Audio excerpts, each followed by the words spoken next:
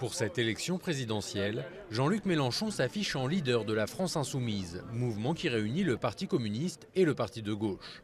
À la différence de ses adversaires socialistes et républicains, Jean-Luc Mélenchon n'est pas contesté au sein de sa famille politique.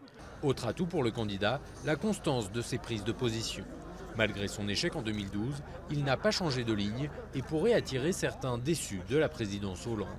A priori, Mélenchon aborde cette élection en position de force, puisqu'il est un opposant historique à la politique qui a été menée. En même temps, il continue d'être quelqu'un qui clive beaucoup, y compris d'ailleurs au sein, j'allais dire, de la gauche ou de la gauche de la gauche. Et c'est sans doute ce qui empêchera une candidature unique à gauche. Bien que devancé par Benoît Hamon dans les sondages, Jean-Luc Mélenchon refuse de le rallier. Face à cet ancien ministre de François Hollande qu'il juge discrédité, il s'estime le plus légitime pour faire entendre une candidature de gauche. Qu'est-ce qu'on me demande? Pas une candidature unique, c'est pas ça qui est proposé. Il ne faut pas faire semblant. C'est pas ça qui est proposé. Tous ont dit qu'ils présenteraient leur candidature. Mais quand bien même en faudrait-il une, laquelle? Je propose la mienne. Et jusqu'ici, sa stratégie semble fonctionner. En campagne depuis février 2016, Jean-Luc Mélenchon parvient à mobiliser, comme en témoigne le succès de ses réunions publiques, qui font souvent salle comble.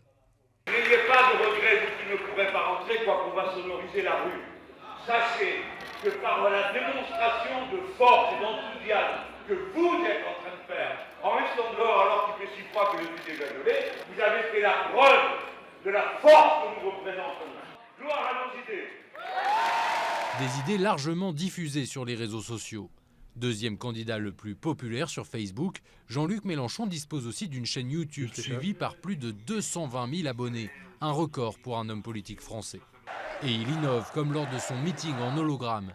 En chair et en os à Lyon, il apparaît en 3 dimensions sur la scène d'une autre salle près de Paris.